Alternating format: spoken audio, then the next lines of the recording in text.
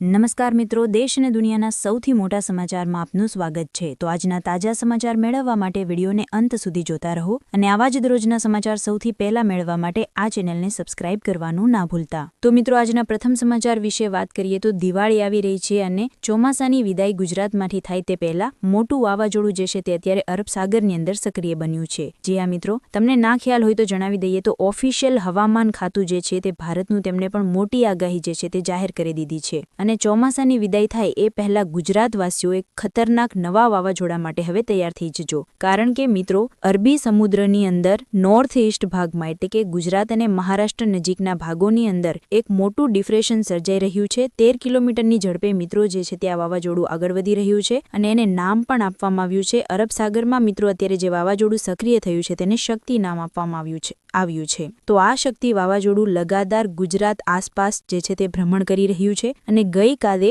દ્વારકાથી માત્ર 90 કિલોમીટર જ દૂર મિત્રો આ વાવાઝોડું બન્યું હતું। ત્યારે મિત્રો, હવે જે છે તે આગામી 9 થી 10 તારીખ સુધી આ વાવાઝોડાને કારણે ગુજરાત રાજ્ય પર તેની માઠી અસરો થશે અને ખતરનાક વરસાદો પડશે। કારણ કે 2 વર્ષ પહેલા આવેલું બિપરજોય વાવાઝોડું જ્યાં સક્રિય થયું હતું એ જ લોકેશન ઉપર અત્યારે આ શક્તિ વાવાઝોડું હાલ અત્યારે બનેલું છે, જેને કારણે ગુજરાત અને મહારાષ્ટ્ર બંનેને અસર થવાની છે। ગુજરાતમાં હવે 8 થી 10 તારીખ સુધી જે છે તે ભારેથી અતિ ભારે કડાકા ભડાકા સાથેના વરસાદો માટે તૈયાર રહેજો। કારણ કે ચોમાસાની વિદાય હજુ થઈ નથી। છેલ્લે જે આ સિસ્ટમ બની છે તે ખાસ હવે મિત્રો ભારે બનવાની છે અને ત્યાર પછી 10 તારીખ પછી ગુજરાતમાંથી કમ્પ્લીટ વરસાદની વિદાય થતી જોવા મળી રહી છે અને તડકો નીકળતો પણ જોવા મળશે। તો ત્યાર પછીના મહત્વના સમાચાર મિત્રો જોઈએ તો વસ્તુ સસ્તી ન થતા લોકોની ફરિયાદમાં લગાતાર વધારો। જી હા મિત્રો, તમે જાણો છો કે આજથી 10 દિવસ પહેલા સરકાર તરફથી મિત્રો જીએસટીની અંદર ઘટાડો કરવામાં આવ્યો હતો, એટલે કે જીએસટીના ટેક્સ દરો ઘટાડવામાં આવ્યા હતા, જેને કારણે મિત્રો ચીજ વસ્તુઓની અંદર ઘટાડો થયો હશે। ખાસ કરીને તમને જણાવી દઈએ તો ખાવા પીવાની ચીજ વસ્તુઓથી લઈને ઇલેક્ટ્રોનિક વસ્તુઓ બધી જ વસ્તુઓના ભાવ ઘટ્યા હતા અને સરકારે જણાવ્યું હતું કે દિવાળી ભેટ રૂપે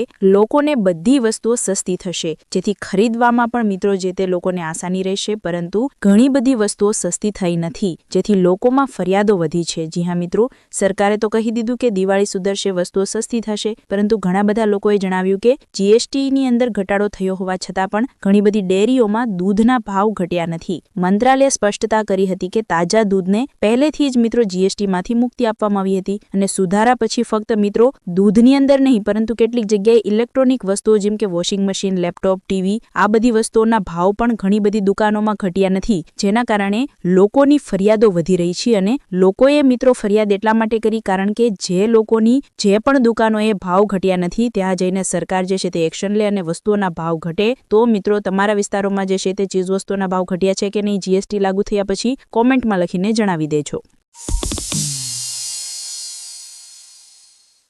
ત્યાર પછીના મહત્વના સમાચાર મિત્રો જોઈએ તો લોન ઉપાડનારાનો આંકડો લગાતાર વધી રહ્યો છે, જેને લઈને ચિંતાજનક સમાચાર સામે આવ્યા। જી હા મિત્રો, ગુજરાતમાં જે છે તે બેંકોમાંથી જે આંકડાઓ સામે આવી રહ્યા છે તે ચોંકાવનારા છે, કારણ કે જે લોન ઉપાડનારાના આંકડા છે તે લગાતાર વધી રહ્યા છે, જે ચિંતાનો વિષય છે। કારણ કે મિત્રો, ગુજરાતને જે છે તે વિકસિત રાજ્ય ગણવામાં આવે છે, પરંતુ જે આંકડા સામે આવ્યા છે એ જોવે ત્યારે મિત્રો એવું થાય છે કે ગુજરાતને ખરેખર વિકસિત રાજ્યની અંદર ઉમેરવામાં આવે કે નહીં, કારણ કે લોકોની દુર્દશા મિત્રો થઈ રહી છે કે લગાતાર લોકો લોન ઉપાડવા ઉપર નિર્ભર થઈ રહ્યા છે। સહકારી બેંકોમાંથી મિત્રો ખેડૂતોએ લીધેલી જે લોન છે તે 3,64,000 કરોડ થઈ ગઈ છે। ગુજરાતના ખેડૂતો મિત્રો લગાતાર દેવાદાર બની રહ્યા છે, કરોડોની કૃષિ લોન લઈ રહ્યા છે, કારણ કે છેલ્લા કેટલાક વર્ષોમાં 37% લોનની અંદર વધારો થયો છે। વર્ષ 2023-24માં મિત્રો કૃષિ લોન લેવાનો આંકડો જે છે તે 1,41,000 કરોડ જેટલો વધી ચૂક્યો છે અને લગાતાર મિત્રો જે આંકડાઓ વધી રહ્યા છે તે દર્શાવે છે કે લોકો પાસે પૈસા નથી, આવક નથી, જેથી લોકો લોન ઉપાડવા તરફ આગળ વધી રહ્યા છે।